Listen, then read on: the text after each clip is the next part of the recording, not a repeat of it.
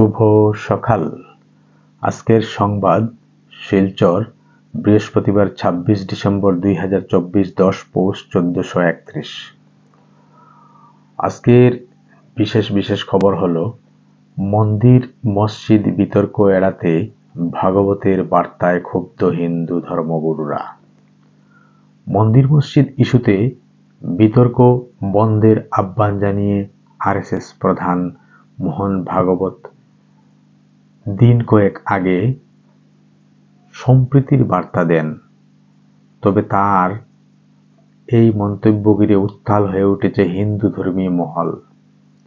অনেক সাধু, সন্ন্যাসী ও ধর্মগুরু তার মন্তব্যের তীব্র বিরোধিতা করেছেন। সীমান্ত দিয়ে বাংলাদেশি মুসলিম অনুপ্রবেশের ঢল। দৈনিক ধরা হচ্ছে ২০ থেকে ২৫ জন। উদ্বিগ্ন মুখ্যমন্ত্রী। সীমান্তে অতিরিক্ত বাহিনী মোতায়েন করা হয়েছে।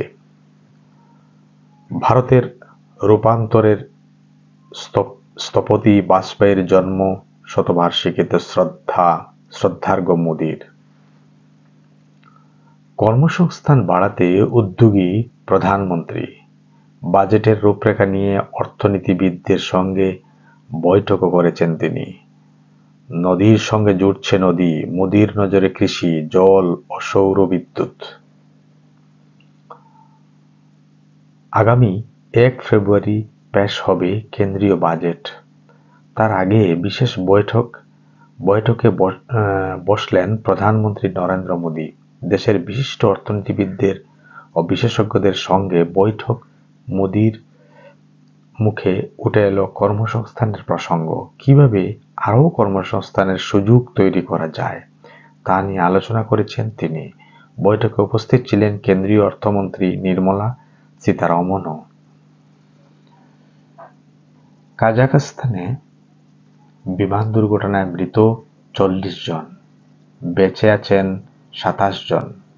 আফগানিস্তানে ৩ ভারতীয় দূতাবাস কর্মী আক্রান্ত হয়েছেন।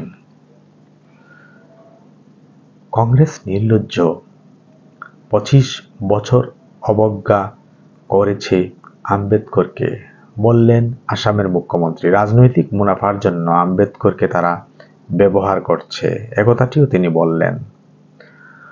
কংগ্রেসের লজ্জা নেই, লজ্জা শব্দ তাদের শরীরে শোভা পায় না। আম্বেদকর সম্মানযাত্রার কটাক্ষ করে মুখ্যমন্ত্রী বুধবার এভাবেই আক্রমণ করেছেন কংগ্রেসকে। তিনি বলেন, ২২ বছর কংগ্রেসে ছিলেন তিনি। কোনো দিন রাজীব ভবনে আম্বেদকরের ফটো দেখেননি।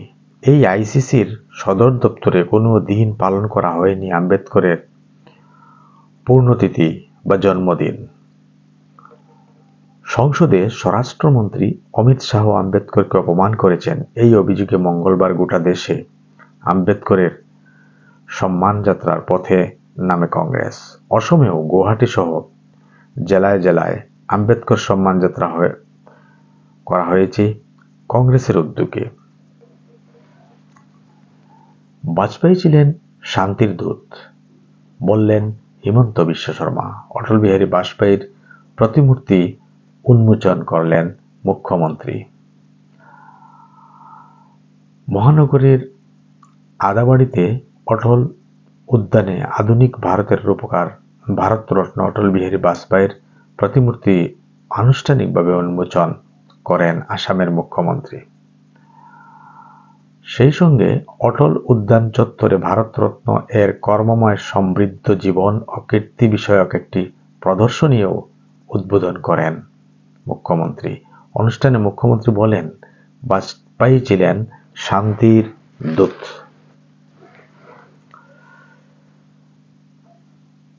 অপারেশন প্রঘাত। কোকরাঝাড়ে অস্ত্রশস্ত্র সহ ধৃত আরও ২ জেহাদি। বড় নাশকতার ছক বানচাল রাজ্যে। সাব্বির মির্ধা এবং আব্দুল জাহির শেখ কোকরাঝাড়ে থেকে তাদেরকে আটক করা হয়েছে। সন্দেহভাজন জেহাদিদেরকে গ্রেপ্তার করল অসম পুলিশের স্পেশাল টাস্ক ফোর্স। আব্দুল জাহির শেখ ও সাব্বির মির্জা নামে 2 জেহাদিকে মঙ্গলবার রাতে গ্রেপ্তার করে এসটিএফ। সম্প্রতি আল কায়েদার সহযোগী দল বাংলাদেশের জঙ্গি সংগঠন আনসারুল্লাহ বাংলা টিমের নেতা ও স্লিপার সেলের সদস্যদের দেশের 3 রাজ্য থেকে গ্রেপ্তার করে এসটিএফ। সংসদের সামনে আত্মহত্যার চেষ্টা। বুধবার দুপুরে দিল্লিতে সংসদ ভবনের সামনে গায়ে আগুন দিয়ে আত্মহত্যার চেষ্টা করলেন এক যুবক। তার নাম জিতেন্দ্র কুমার, বাড়ি উত্তরপ্রদেশের বাগপতে। ওই যুবকের শরীরে অনেকটা অংশ পুড়ে গিয়েছে বলে জানা গিয়েছে। রাম মনোহর লোহিয়া হাসপাতাল নিয়ে যাওয়া হয়েছে তাকে। কি কারণে আত্মহত্যার চেষ্টা করলেন ওই যুবক তা স্পষ্ট নয়। ধর্ষক খুনিদের মৃত্যুদণ্ড কার্যকর হবে, হুঙ্কার ট্রাম্পের। শেষ করছি আজকের সকালের বিশেষ খবর। ধন্যবাদ।